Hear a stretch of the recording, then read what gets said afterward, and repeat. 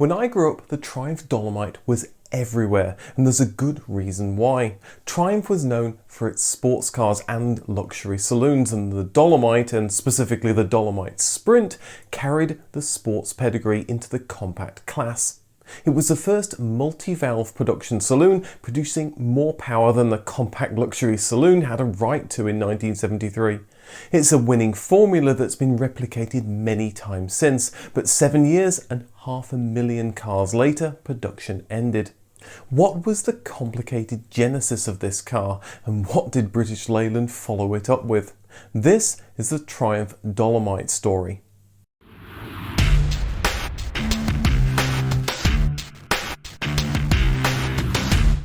Triumph released the Herald in 1959, but with slow initial sales and an influx of cash with Triumph's sale to Leyland at the end of 1960, they started looking at a replacement as early as 1962.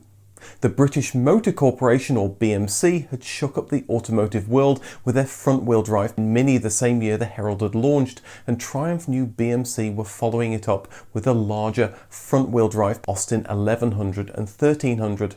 To compete, they decided the Herald's successor should also be front-wheel drive. Like the Mini, the gearbox would sit over the engine, but unlike the Mini, the engine would sit longitudinally. And it would be a bigger engine than the Herald, an enlarged 1300 engine from the recently launched Spitfire. Styling would be by Triumph's favourite Italian designer, Giovanni Michelotti, who by this stage had been called on for all of Triumph's new cars. The remit was to make the car look like a smaller version of the upcoming Triumph 2000, and two-door shapes were duly drawn up. As development continued, sales of the Herald improved to the point that Triumph now didn't feel a need to immediately replace it. With the Triumph 2000 now in customers' hands and doing well, it was decided that the new car would be enlarged to become a new four-door model between the Herald and the 2000 and pitched as a compact executive saloon. To complement the 2000, it was named the Triumph 1300 and launched in 1965, where it got a warm reception from the press.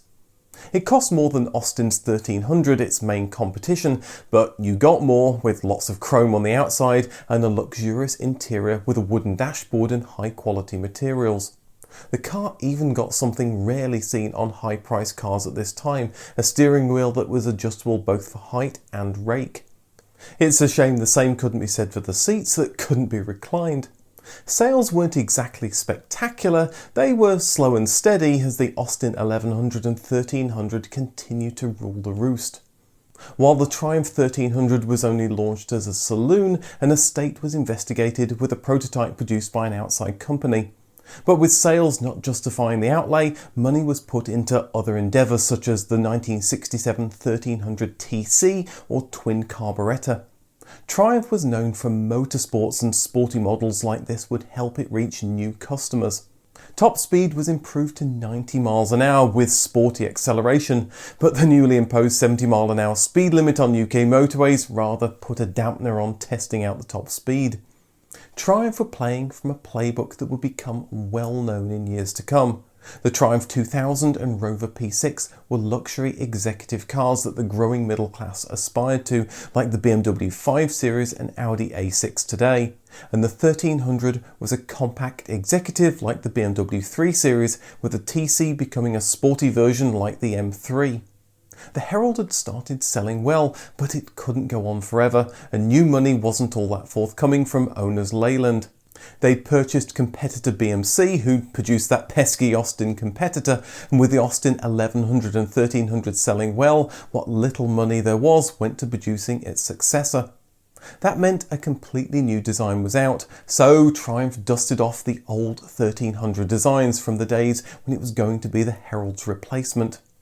Of course, one problem Triumph faced was the 1300's higher price, and this was borne out not just from the higher trim level, but the higher cost to manufacture.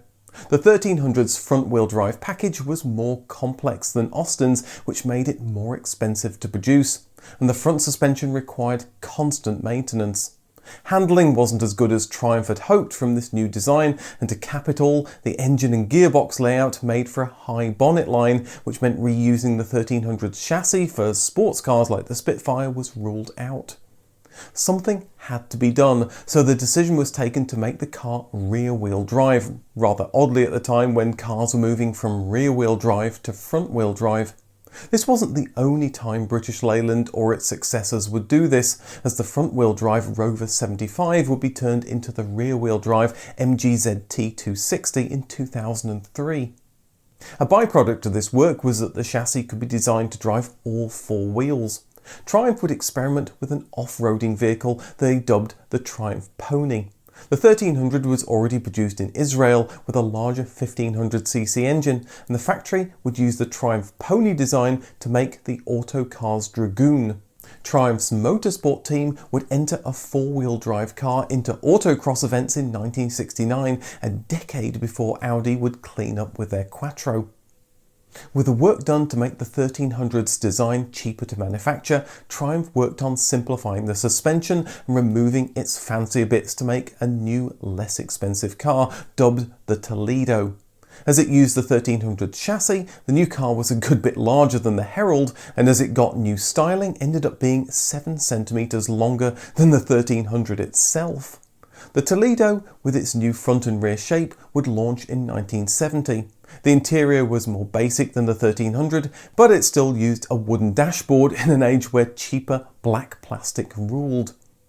Triumph would take this new style, make a few front and rear changes, including a couple of extra headlights and a larger 1500cc engine, and release the car, rather logically, as a Triumph 1500.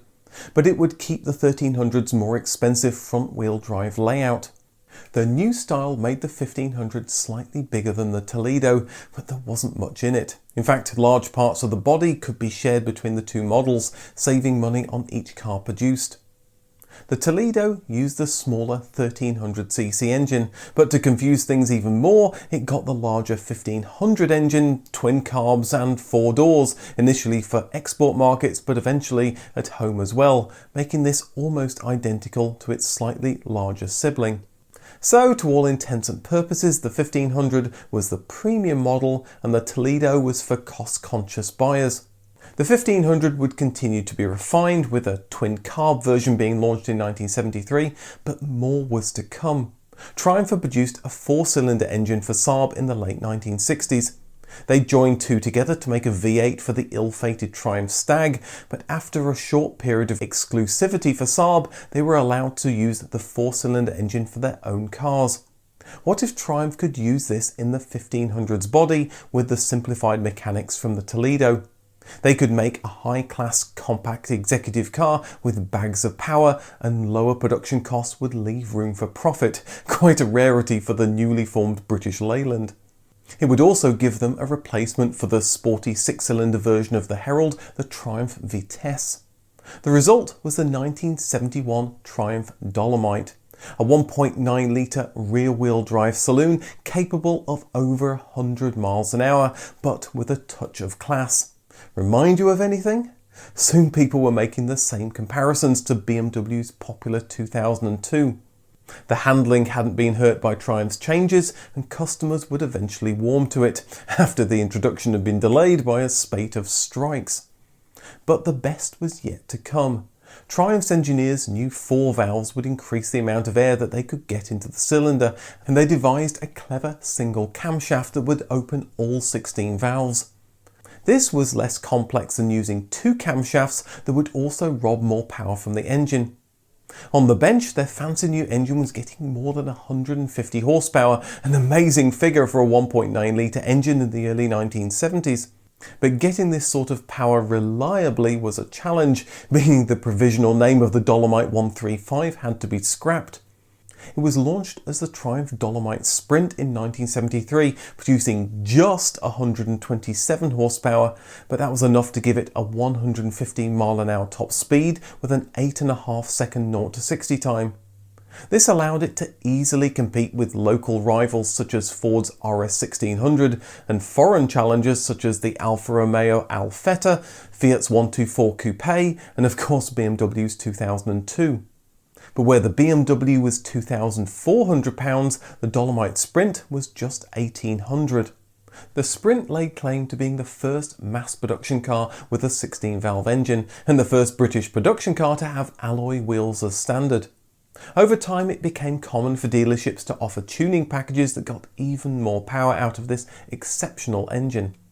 On the flip side, it would also be known for being unreliable, especially with some of British Leyland's build quality issues in the mid to late 70s. The Sprint would go racing in the British Saloon Car Championships, winning the 1974 Manufacturers' Trophy and the Drivers' Championship the following year. But all wasn't well with parent British Leyland. They were lumbering towards bankruptcy in 1975, and what little money they had was being diverted towards Rover and replacing its mass market cars. Triumph's engineering team was folded into the Rover effort. The larger Triumph 2000 was hung out to dry, as was the unpopular Stag. That made it hard to draw punters into the Triumph showrooms when there wasn't much new on offer. But at least British Leyland could clean up their disparate Triumph lineup. They were still selling the 1500, updated as the rear-wheel drive 1500 TC, the slightly smaller Toledo, and the Dolomite. That made for a confusing lineup, at least as far as naming went. From 1976, all cars were called the Dolomite, with a number denoting the engine size, except for the sporty Sprint. This meant the end to the shorter Toledo body, with all cars using the Dolomite shape from now on. And of course, all were now rear-wheel drive. The HL models retained the luxury features the Dolomite was known for, with more basic models for Toledo customers. Triumph and Rover had been merged into the Specialist division and had been working on a Dolomite replacement since 1972, codenamed SD2. SD1 would be launched as a Rover 3500, and the SD2 would be its smaller sibling, like the Triumph 1300 had been to the 2000. One proposal, again styled by Michelotti, would be a reskin of the existing Dolomite. It took styling cues from its competition, such as the Fiat 132, and featured a BMW-esque Hofmeister kink on the rear pillar. Pininfarina offered a 5-door proposal, and British Leyland's own designers created a mini SD1. In the end, the in-house design would win out, and work began fleshing it out.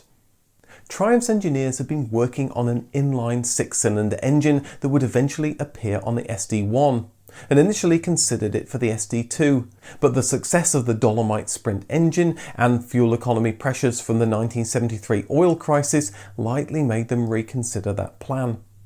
Fuel injection would add additional potency to this engine, something Saab would do with their version of the engine. The front of the SD2 would come from Triumph's own TR7, but the interior was heavily influenced by the SD1. Work continued, but British Leyland's bankruptcy in 1975 ended all hopes to get the car into production and effectively ended any hopes for the Triumph brand. It was a shame British Leyland overlooked the more upmarket Triumph name to focus on the mass-market Austin and Morris brands. As the 80s turned into the 90s, the company would switch tactics and use the upmarket Rover brand to bring some cachet to their cars, but slowly devaluing the brand in the process. Maybe it was a good thing that they didn't use the Triumph name after all. A couple of other low-volume cars were produced using the Dolomite chassis. The Robin Hood S7 kit car used the Dolomite as a donor, and the Panther Rio Rolls-Royce wannabe used the Dolomite as a starting point. Dolomites continued to be sold until 1980, and in the late 70s Toledo kits were even sent to New Zealand for assembly. A special edition Dolomite 1500 SE appeared in 1979, essentially a 1500 with a Sprint front spoiler, special wheels and grey seats. But by now the almost 10-year-old style was looking out of date, and with the closure of the Canley factory, production ended. 500,000 cars had been produced over 15 years. Dolomite's successor, the 1981 Triumph Acclaim, wouldn't be designed by British Leyland at all, but by Honda. It would eventually be rebadged as the Rover 200, creating a compact luxury saloon of sorts to complement the larger Rover 800. But it was hardly something to rival BMW's compact luxury car, the 3 Series, being based on the Honda Civic, and it would take a long time until it was as sporty as the Dolomite Sprint. The Triumph 1300, Toledo and Dolomite spanned the hopeful early 1960s when money to create new cars was plentiful, to the bad old days of late 1970s British Leyland, where the company was struggling for survival and labour relations dogged its every step. But what Triumph created, although imperfect in the 1960s, turned into maybe Triumph's finest hour, turning heads and exciting drivers with a potent 16-valve luxury sports saloon. A big thank you to all my patrons for supporting me as always.